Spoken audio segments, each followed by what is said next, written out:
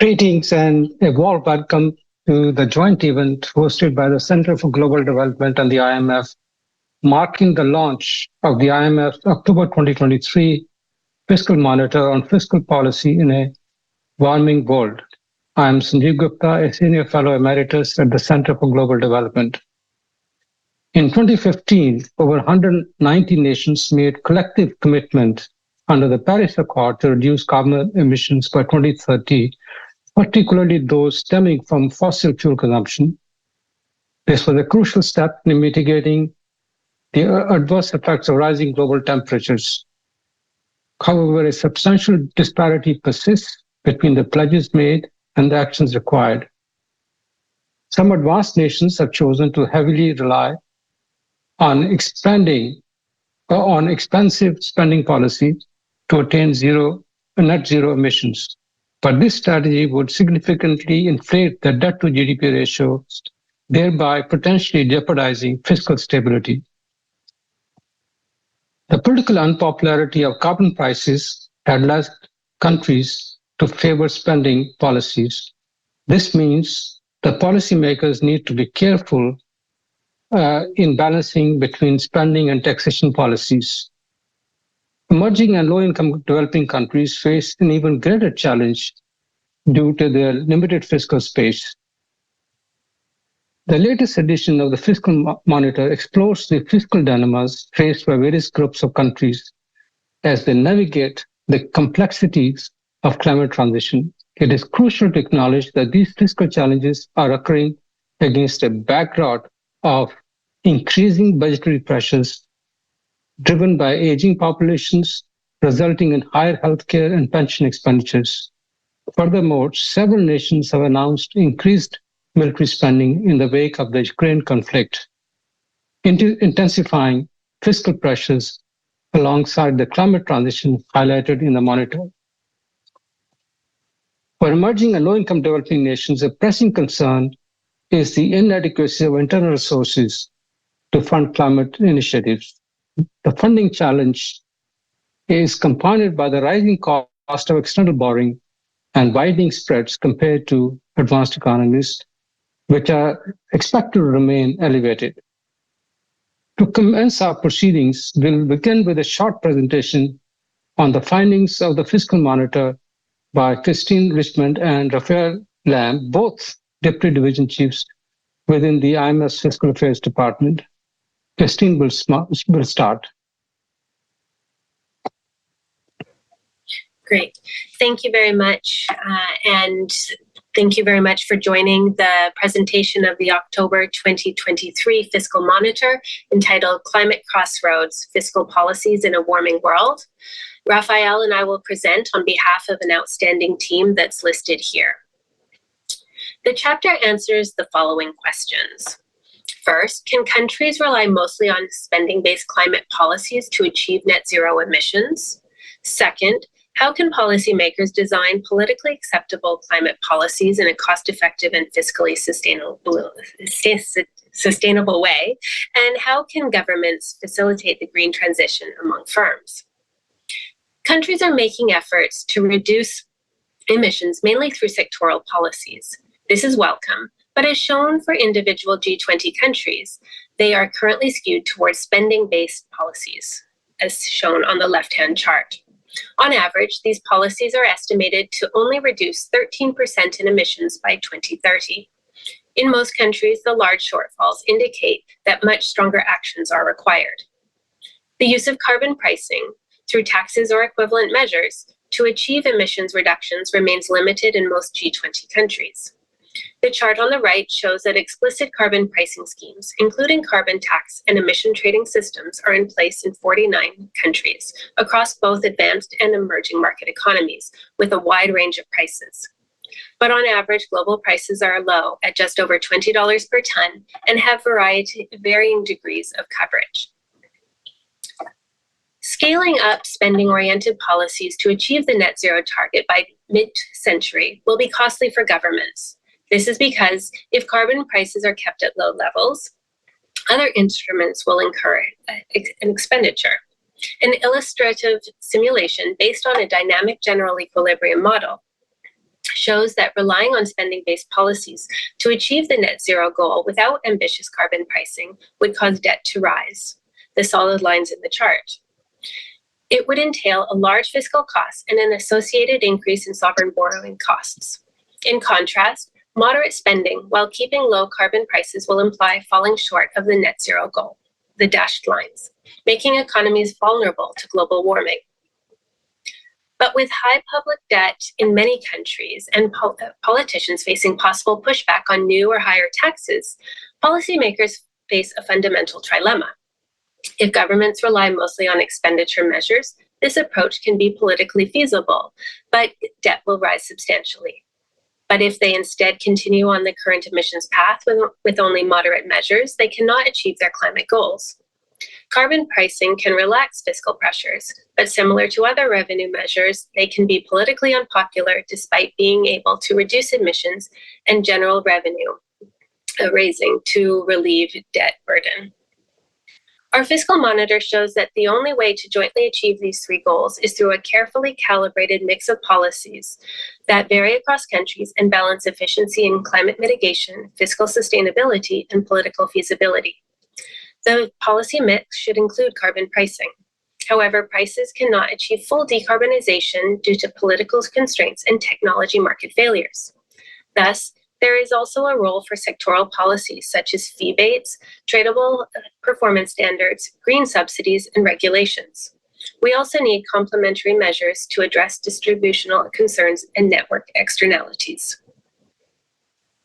In this exercise in the Fiscal Monitor, to illustrate the fiscal impact of the policy package, we kind of follow the same dynamic general equilibrium model to include a central role of the carbon pricing, which is an effective tool to generate revenue.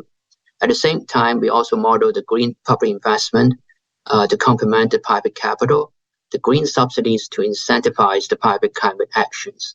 Both of these estimates are based on the International Energy Agency estimates in reach of the net zero scenario. And of course, we also include the targeted transfers in order to protect the vulnerable households during the green transition.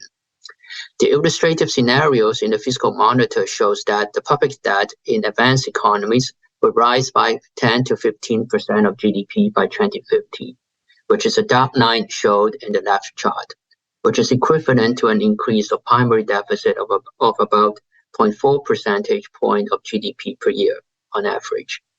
That would rise in a similar amount in the emerging market economies, which is on the right chart, but the composition of the debt impact will be quite different given the higher investment needs and borrowing costs in the emerging market.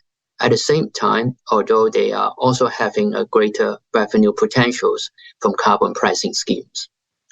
The estimates in the Fiscal Monitor are subject to large uncertainty and will certainly depend on the specific mix of the policies a country uses, as well as the available fiscal space and dependence on the fossil fuels. However, an increase in the debt will be particularly challenging for the emerging markets and developing economies that are already experiencing high debt and rising interest costs. Those countries also face sizable adaptation as well as the development spending needs. Delaying carbon pricing will be costly. Our simulations shows that an initial figure delay of carbon pricing would raise that by about 0.8 to 2 percentage points of GDP, depending how fast the carbon pricings would catch up in the later years. That is because the delay in the carbon prices will require the policymakers to use other less efficient spending measures in order to reach the same emission targets over the long term. So delaying climate actions will be costly, and policymakers need to take swift and bold actions starting right now.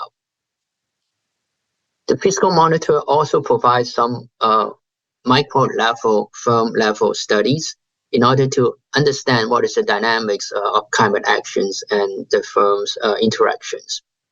Firms certainly play a crucial role in decarbonization efforts, and governments need to encourage them to make necessary transformation to a low-carbon future. In the Monitor, we applied a survey-based analysis on the EU as well as the US firms which indicate that regulations mandating firms to set or monitor the emission targets are often associated with higher firm investment in low carbon technologies.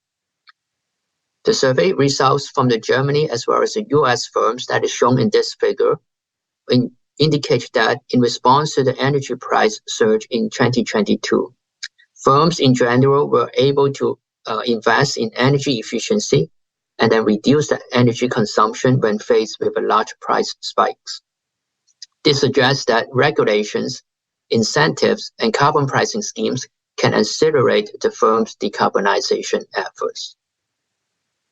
In terms of the key takeaways, maybe some of from the chapter of the Fiscal Monitor as the following points, which would be a good platform for the panel discussions.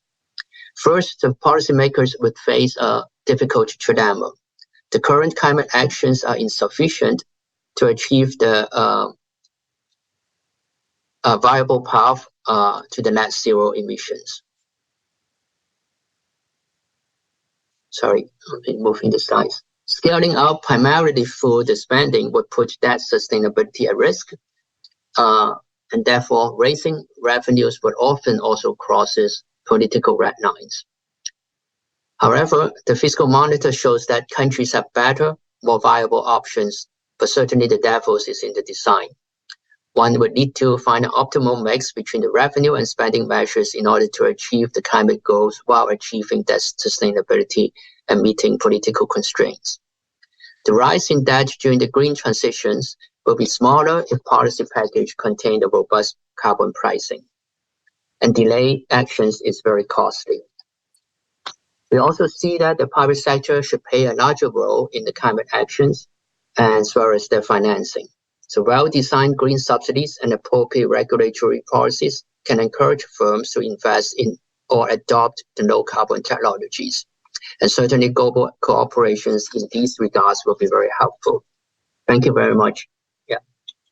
Thank you, Christine and Raphael, for your very helpful presentation, which has set the stage for the panel. Before proceeding further, let me introduce the three panelists. Zhu Min is the Vice Chairman of China Center for International Economic Exchanges, and envoy of the senior UK Professional and Financial Services for the Belt and Road Initiative. He previously served as a Deputy Managing Director at the IMF and as a Deputy Governor of the People's Bank of China. Caroline Fisher is a Research Manager at the World Bank. She previously held professor's position at a Canadian university and in the Netherlands. Ruth D. Moy is Deputy Director in the International Monetary Fund's Fiscal Affairs Department. Before joining the IMF, Ruth was a professor of public economics in the Netherlands.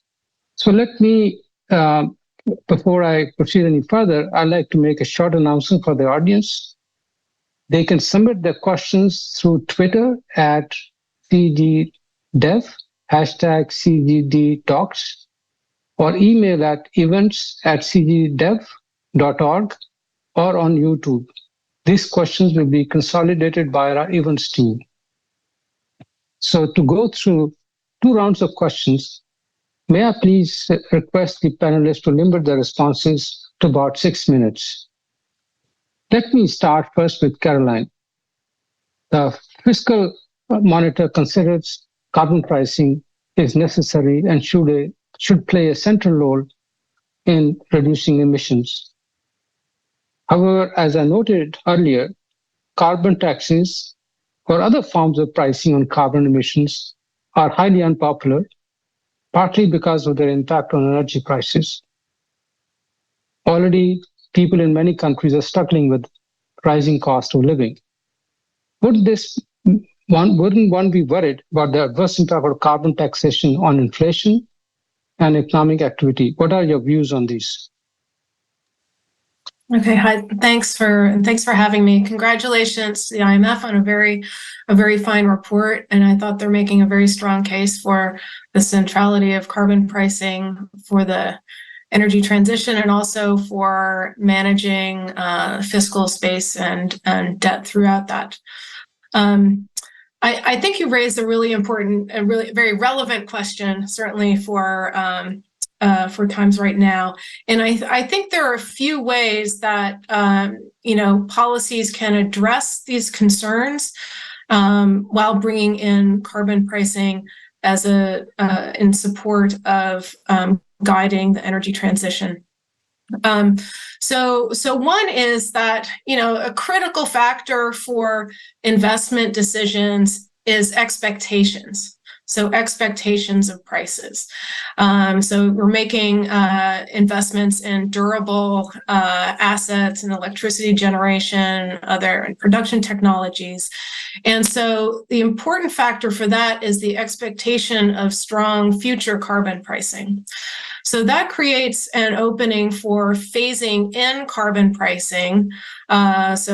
Starting gradually, but with an expectation of ramping up carbon prices. So in the future, after a bit of transition to allow people to adjust their technologies and behaviors, that they're prepared and incentivized to get to that point. So phasing in is one, and we've seen that in several jurisdictions. So Canada carbon pricing plan has gradual ramping up over time.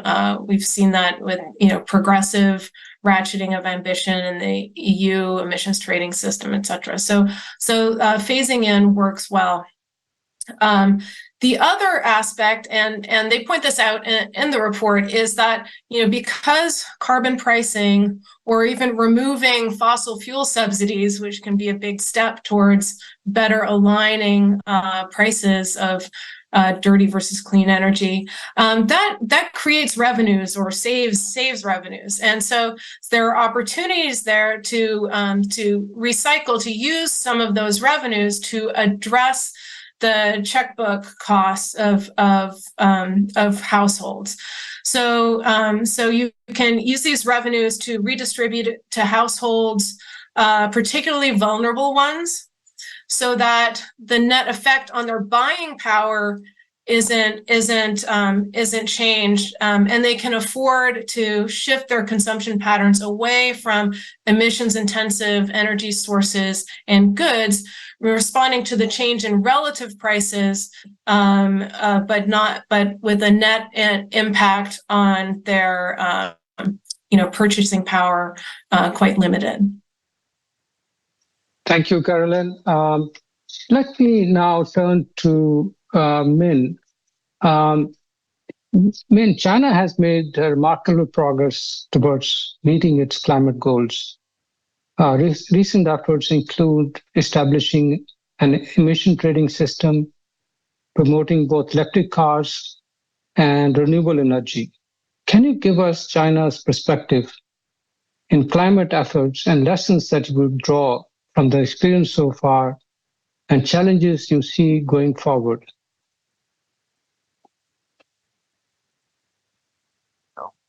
You're muted.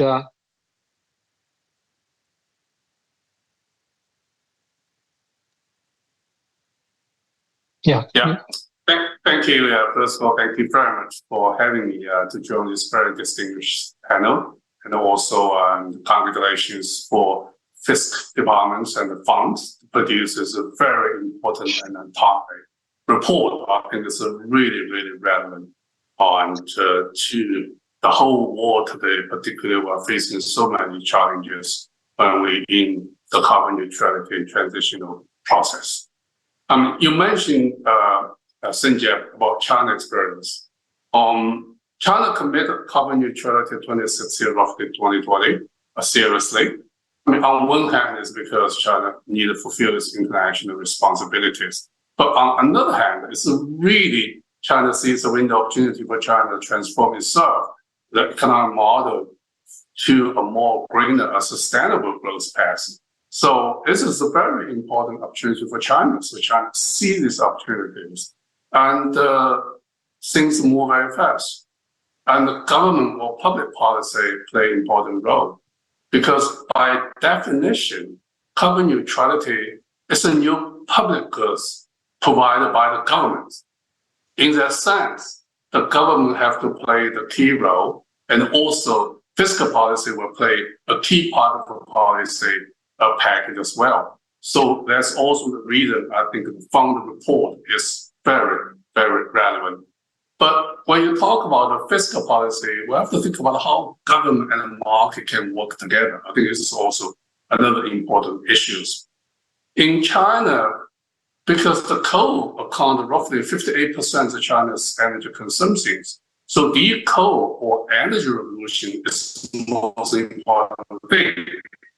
So we start trying to support the renewable energy, let them to grow as fast as the policy support with the technology advancing. So things moving very fast. I recall in 2021, China's solar power cost reached roughly 2 cents per dollar per kilowatt, and wind power roughly today is 4 cents US dollar per kilowatt. At that level, you can produce green hydrogen. So green hydrogen supply chain gradually build up, and that build a big renewable energy sectors and for China. And this year, China is going to install roughly 160 gigawatts renewable energies, and which is almost 50% of a total new capacity installed for the whole year, which is quite a big step now. And with that, also solar manufacturers, windmill manufacturers, electricity vehicle sector become a new competitive industry for China. As you mentioned, the fiscal policy play an important role, but with Chinese experience, I would like to point out a few things. The first issue is before the fiscal policy, it's really important to have the government strategy to send a clear, strong message to the market. What is the direction? Where the country, where the market should go, where the firm should go. I think it's more important that you provide an incentive. The second issue is the fiscal policy is not only subsidy, it's a basket. You need to think about the subsidy, of course. You need to think about reduce the subsidy to, for example, fuel energy as well. You need to impose a tax on the heavy carbon industries, and you need to take the government public purchase into the action as well. And you need the public money from the PPP fund to do the investments. So it is a well-packed. You need so many things to work together toward one goal. So in that way, a particularly appreciated report emphasized several times, well-designed policy is absolutely key. But the third point is the dynamics of the policy is also important, because when you get into the area, you have to think about when you move out. And you have to think according to the cost, according to technologies, the level of subsidies, tax, and all the other things should change accordingly. I think this is the very important thing. The policy should follow the market, adjust according to the market, and carefully. And that is the most important thing. And the fourth issue, I think, is also important, as the fiscal policy should leverage on many things, particularly on the financial sector. In China, because the fiscal money move into the green fund to subsidize the banking sector into the green credit lines. And that actually leverage the whole green finance, played a very important role. And the last point I would like to say, if you think about subsidy, and the subsidized demand side is much more effective than subsidized on the supply side, which is we learn a lot of things from our experience. So I'll stop here. Thank you very much. Thank you, Min, for your very elaborate response. Let me now turn to Ruth. Ruth, we heard from Rafael today about the impact of climate actions on debt in both advanced and emerging markets. He showed that the debt to GDP ratio would rise by about 15% by mid-century as a result of climate transition. And how can governments then pay for it, given there are other pressing needs, such as pension, healthcare, and defense spending? For developing countries that cannot afford it, should they prioritize climate transition over other development needs, or vice versa? What should governments do in this case? Thank you very much, Sanjeev. This is a very important question, and it's a question for both the advanced economies and the emerging market and developing countries. But maybe I'll focus primarily on the latter, because I think for them the challenge is much starker than for advanced economies who have more options to address the issue. For the developing countries, the fiscal pressure is really challenging. For instance, to give you a few highlights, about half of the low-income countries are currently either in or near debt distress, so they have no opportunities to borrow. If you look at the development needs for developing countries, these are staggering numbers. There was a recent report by the Independent Evaluation Committee for the G20 that estimates that $3 trillion will be needed for development. It's not just climate, but it's also for healthcare, education, infrastructure, digitalization. And then when it comes to climate, the developing countries face primarily urgent action in the area of adaptation, so dealing with the consequences of climate change. And for instance, a group of 50 developing countries, it was estimated that more than 1% of GDP is needed to deal with adaptation. So on top of all this comes then the challenge of mitigation. And the scenario that was shown by Rafael suggested in a sort of well-balanced scenario, there will still be an increase in needs of 0.4% of GDP per year. And of course, this for many countries will be either unaffordable, and many will say this is not our first priority. We have other priorities to deal with first. At the same time, it is really essential that all these countries are part of the decarbonization efforts, because the emerging market economies and the developing countries are responsible in 2030 for 70% of global emissions. So they have to be on board. And to resolve this challenge, the fiscal squeeze, let's say, I have 3 lessons from the Fiscal Monitor. One is to contain spending. The second is to prioritize carbon pricing. And the third is to facilitate private investment in low carbon technologies. So on the spending side, Caroline already mentioned there are still massive fossil fuel subsidies in developing countries. And this creates an upward battle against the fight against climate change, an upward battle against decarbonization. And we have to change that. And we have to change that not only for climate, but also to save money, because this, the explicit subsidies is more than 1% of global GDP, 1.3 trillion recently estimated. But for some countries, it can be much larger, sometimes 5% of GDP. So these are really big numbers. At the same time, what is also in our scenario is that public spending is necessary for low carbon technologies, because the sector is largely consisting of state-owned enterprises, especially in the power sector. And the prices are often subsidized. So these are all public costs, but more privatization, so not socializing the cost, but privatizing the cost, and also less subsidies can contain spending also in this area. So that's number one. Number two is carbon pricing. This should be the centerpiece of the decarbonization strategy, in particular for the developing countries.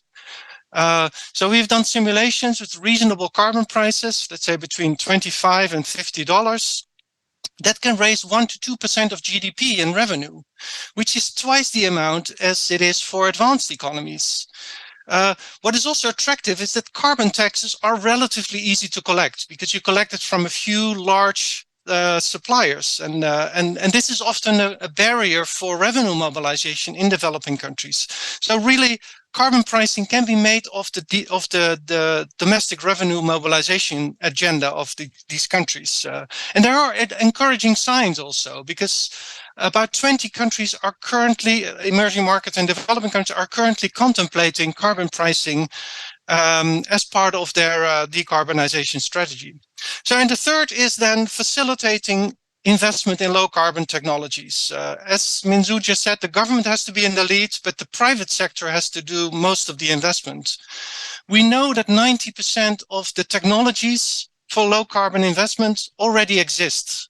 We have to make sure that there's diffusion of these technologies towards the developing countries. And that requires a lot of effort. It requires not only privatization of the sectors in developing countries, but also open trade for low carbon technologies, also for critical minerals, good policies to support the inflows of foreign direct investments and the know-how and the knowledge that comes with it, and also facilitating private finance, because there are large capital market imperfections in these countries, and these investments often require large upfront costs. So they have large initial costs, but often lower operating costs. So what this emphasizes is that what we need is to integrate the climate mitigation agenda into the development agenda. So if there is development in developing countries, when it comes to increasing use of electricity, it should be renewable electricity. When there's an increase in car use, it should be electric vehicles. So let me stop there, Sanjeev. Thank you so much, Arud. I will come back to you on the impact on the issue that I raised earlier, which is the tensions that even advanced economies are likely to face with aging of populations and increased defense spending. Perhaps we can do it in the next round. Let me turn to Min for the second round. Min, countries have increasingly rolled out industrial policies to support the green transition. These have often wider consequences beyond national borders, as we are seeing from domestic content requirements in the US Inflation Reduction Act or recent debate on electric cars between China and the EU. The Fiscal Monitor acknowledges the investment bottlenecks in the green transition, although it doesn't quantify the spillover impact, which I mentioned is happening as we talk about the discussions between China and the EU. What are your views, and how should policymakers respond? Yeah, thank you. I think this is a very, very important issue. So by definition, once again, carbon neutrality is a global goal and a global ambitious. So by definition, we have to work together. And this is the absolutely important thing. And we also, at this critical moment, we also have to be very careful before we get into a very serious, sort of not only competition, but a more serious policy against each other. I thought those things will start, coming up now. So we need to be careful, have a clear, defined international cooperation and boundary for policy, particularly, as you mentioned, on spillover issues. I think there are a few issues. The first issue is we need a standard and a rule for the carbon neutrality. For example, what is a green industry? How do you define the dirty steel and the green steel, right? There are so many things that we need a clear standard definition across the board. I think there should be the same, for example, on the sustainable accounting standards. There should be the same across the board. IFRS, set up the Avenue Person group, tried to facilitate set up the new ISSB. I'm one of the members. I think we firmly believe we should have a new standard accountings for the green transformation and for the whole world. So we need a whole set of standards. I think this is the most important thing, which is obviously a daunting challenge. The second issue is we have to let the resource to flow in an open competition way, including technologies, number one. Number two, people, the human capital. Number three, the real capital, the money. And we have to let those things to move across the board. I think this is very important.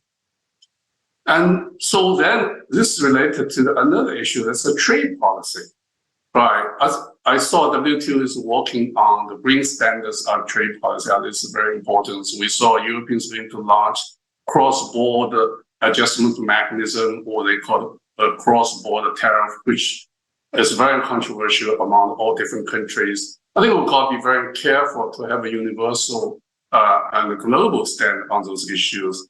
This is very important. But urgently, the most important thing is we need to define what is the green industry policy. I think this is the most important thing. There's a room to argue for the green industry policy. I see from classical economic theory, from today's whatever situations, there's room. But we also need to cut the boundaries.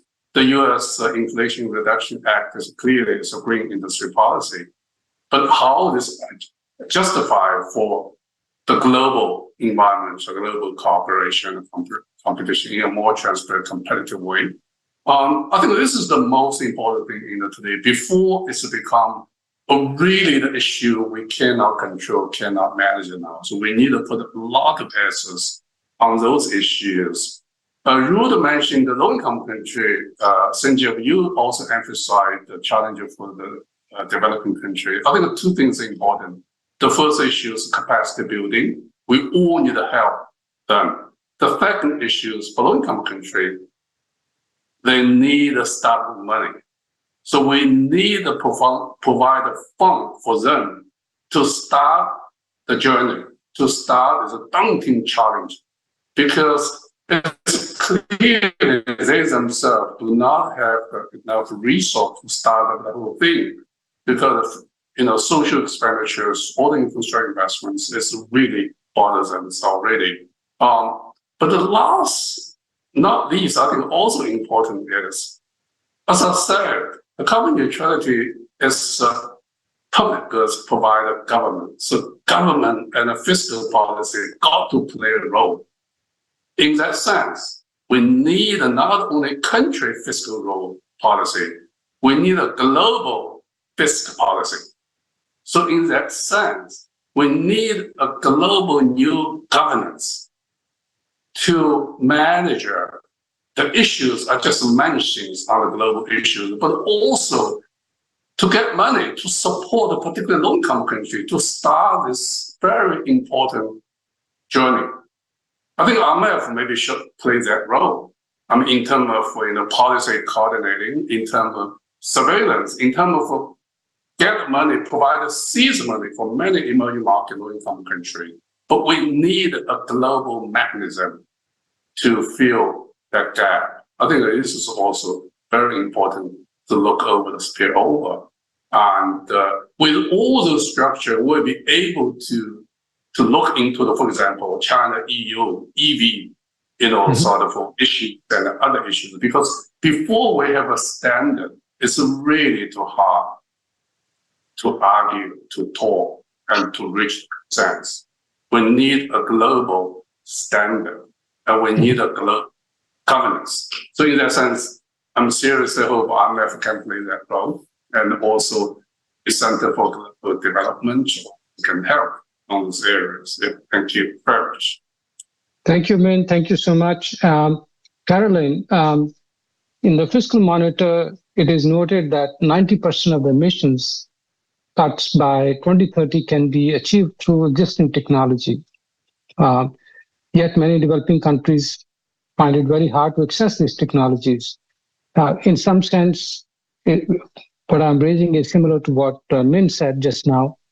In the World Bank, you had a first-hand experience about dealing with these issues. What are the reasons for holding back on these low-carbon technologies? Can the world innovate intensively to get out of this climate problems? I think you're raising a great question here. We see that a lot of the developed economies and major emerging economies are often, they're more often both like producers and consumers of these clean energy technologies and clean production technologies. So they have industries that can actually benefit from the transition and continue to be engines of growth in the economy. So we see examples with Brazil and an export-oriented wind industry, and certainly in China is leading with electric vehicles. I think in part for this reason, we see a lot more industrial policy approaches in these kinds of economies.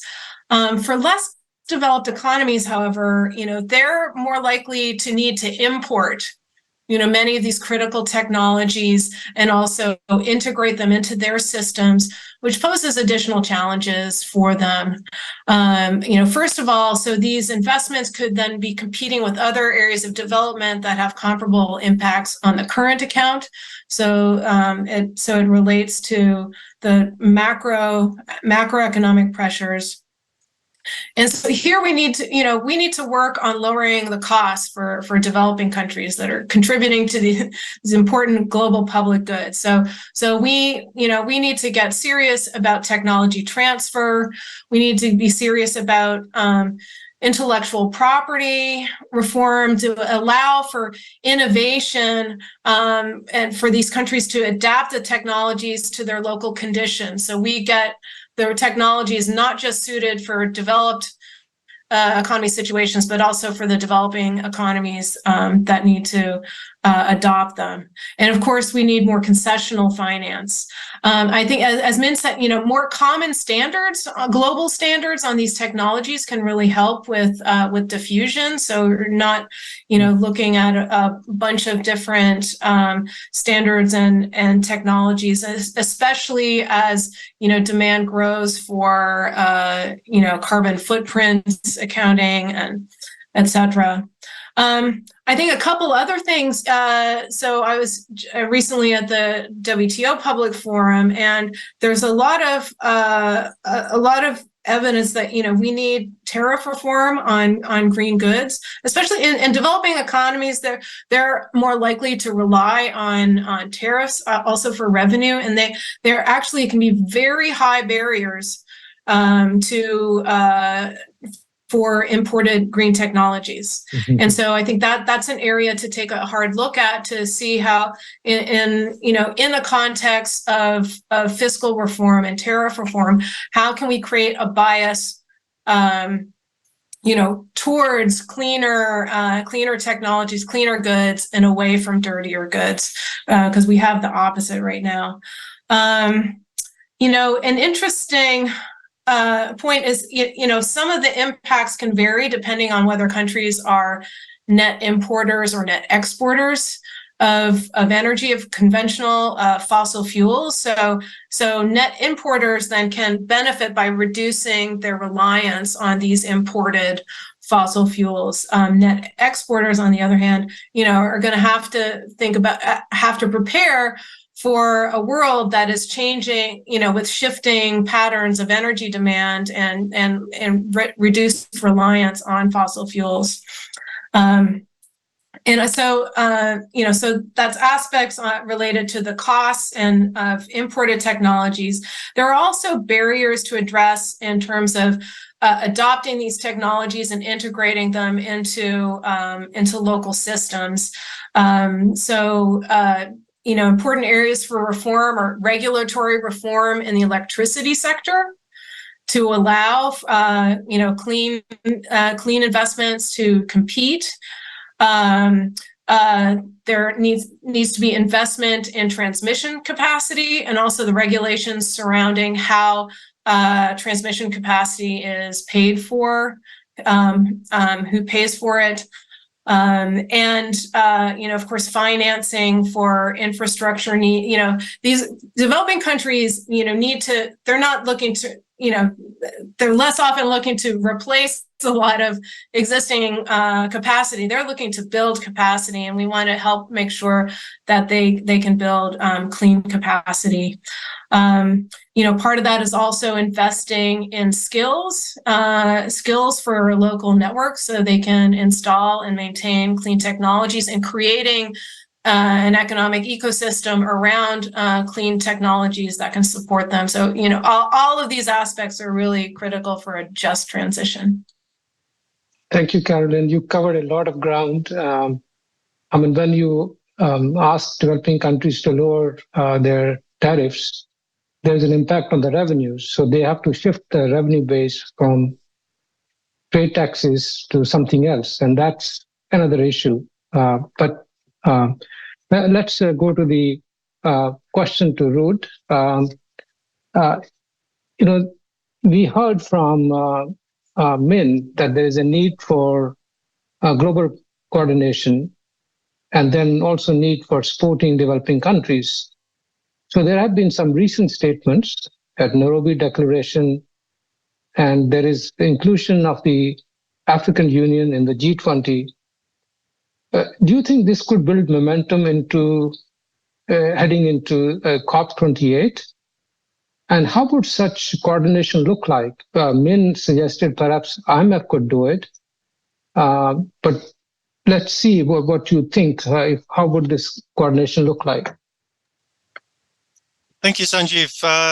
This is a really critical question on global coordination. I think there's not so much disagreement that coordination is needed. I don't think anyone on this call will say, well, we don't need any coordination. I think there's universal agreement. The question is how to do it. Some people are quite skeptical about how things are currently being organized. So there's no sort of real enforcement mechanism. And so can we really trust each other? Can we rely on soft law and political commitments? And also there's diversity in interest. The fossil fuel producers do have different interests compared to critical mineral producers, but others are also more positive about the process that has been followed. Paris has been a major breakthrough. Countries have been building on their nationally determined contributions. Countries are taking action, as Christine showed. Emissions have been reduced by 13% because of these actions relative to baseline. And we also see that 100 countries now have committed to net zero emissions by mid-century. And also people say, well, this is not only in the collective interest, but it's also in the self-interest of countries because of local pollution and congestion and so on. But we know that it's all not enough. 13% is not enough. We need to do much more. And the question is how. And I think there are many ideas. I would like to mention 3 of them, which also are particularly important for the developing countries. So one is, could we work with the large players? Could they coordinate? For instance, the G20 is responsible for 85% of global emissions. And even the 4 largest countries, China, the US, India, and the European Union, is responsible for 65% of global emissions. If these countries would be able to sit together and agree on a minimum price floor, for instance, as was proposed by the IMF a couple of years ago, that would be a major breakthrough. And if then the African Union could be part of that agreement, because they're now part of the G20 also, then we can really link the mitigation strategy to the development agenda and think of issues like revenue sharing of a part of the carbon price. So that's number one, the large players. The number 2 is forms of partial coordination. We see a lot of initiatives that are sort of related to specific issues. And in that context, I think the Nairobi Declaration was really interesting that came out earlier this month or last month. Because it makes reference to global carbon pricing, but in particular reference to international transportation, which is a very interesting idea because it's a sector that is generally hard to tax, also in the corporate income tax, in the VAT and so on. But it's a sector that is important for climate. For instance, shipping is responsible for 2.5% of global emissions, and international aviation for 1.5%. So total, it's 4% of global emissions. It's not straightforward to which countries the revenue should go if you price these emissions. Should it go to the country of origin or destination, or the country of residence of the company, or the country of transit? So it's not straightforward. So it lends itself very well for financing in a climate fund that can then be used for climate finance in developing countries. The third type of coordination you can think of, which I would like to emphasize, is related to technology and investment. And it also applies to advanced economies, because when it comes to creation of knowledge, there are very important positive externalities, positive spillovers across borders from new innovations. And we need to exploit these positive externalities, scaling up research in this area, scaling up also collaboration across countries. I think for the emerging market economies, it's more a matter of diffusion on which we also have to work together. And I think Caroline summarized it very well, issues related to trade, investment, and also related to finance, which have been mentioned. So let me stop there, Sanjeev. Thank you, Ruud, for a very helpful response. We have received a couple of questions from the audience, and so I will just throw them to the panel, and anybody who wishes to answer them can jump in. But we are left with a few minutes, about 8 to 9 minutes, so we have to be brief. The first question is, can we see anything meaningful on climate finance in COP28? Min talked about climate finance. He acknowledged that you need a whole lot of money. But can we see anything coming out? Min, you want to step in? You are muted. I think so. I'm positive. I think moving from Glasgow's to Central Middle East, and I see the momentum is gathering, particularly on the financing and on the equal transition side. I think there's a good chance for us to working together. And this is really the most important thing. I would say for global cooperation, I would say three things are most important: capacity building, money, technology. And I also hope we'll reach agreements on capacity building on the coming COP28. Thank you, Min. Anybody else who would like to jump in? Otherwise, I can move to the next question. Let me go to the next question, which is, how do we ensure that the things are enforced? It's very much related to what you guys were just talking about, Ruud and Min. But how do we ensure enforcement? Anybody who would like to jump in? Yeah, make IMF the new boss. Okay. All right. Okay, that's a very simple solution. Okay, let's go to some other questions. Now, Min talked about the new carbon border adjustment scheme that EU has introduced, effective yesterday. Is it going to be beneficial to developing countries? Because EU is not sharing their revenues with any of the developing countries. Caroline. Maybe I'll take that one. So, yeah, the EU is not explicitly earmarking CBAM certificate revenue to developing countries. I believe they're thinking about their development assistance separately. But let me just point out, so we have some recent analysis from the World Bank looking at, so it's a EU CBAM exposure index. So trying to identify which developing countries might be particularly exposed based on like a large for the sort of narrow set of CBAM covered industries, emissions intensive industries, where they have a large share of their trade going to the EU and relatively high emissions intensities.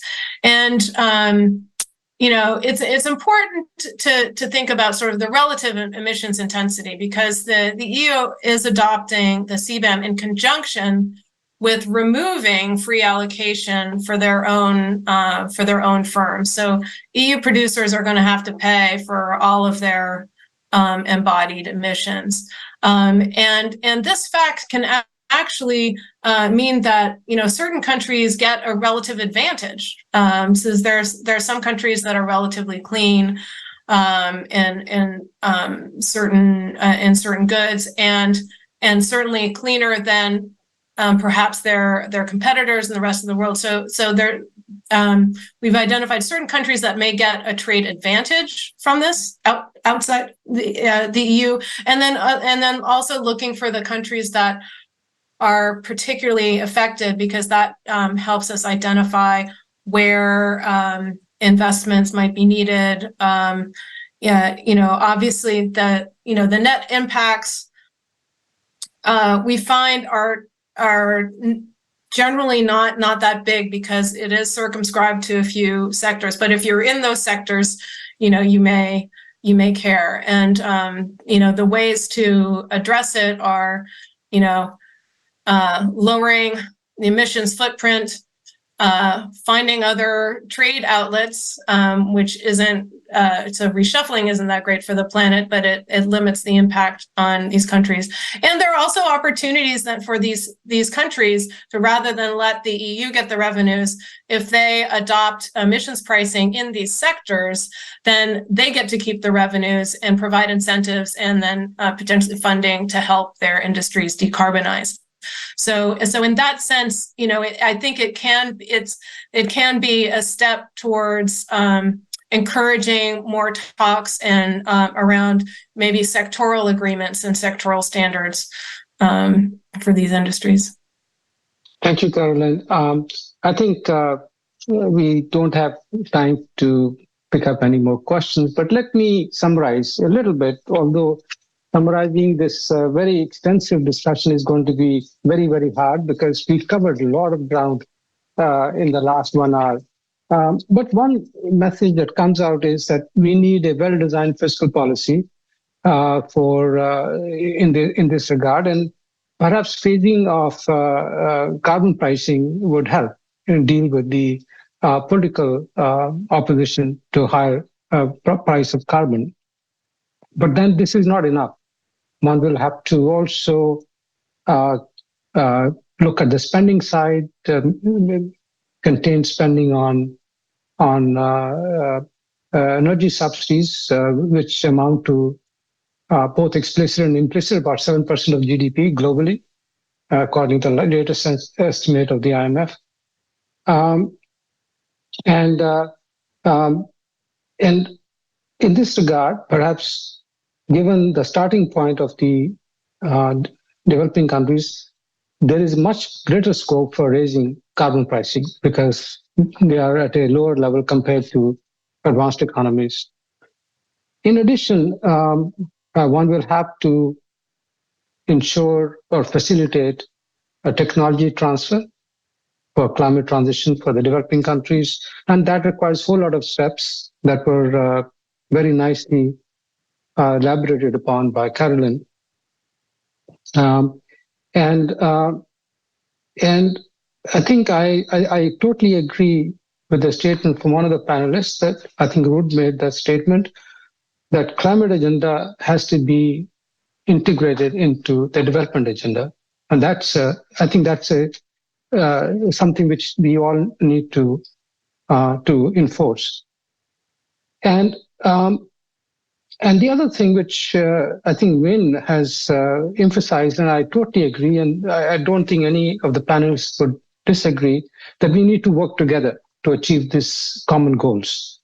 And there has to be some kind of a global governance which will allow people to work together so as to avoid some some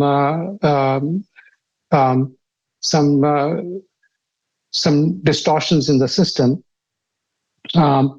So I think this is the only way we can manage a global problem through a global governance. So with this, I would like to thank the panelists for an excellent discussion. I think we covered a whole lot of ground and we stayed within the time limit of 1 hour. And I thank you very much for your time and for your responses. Thank you and goodbye.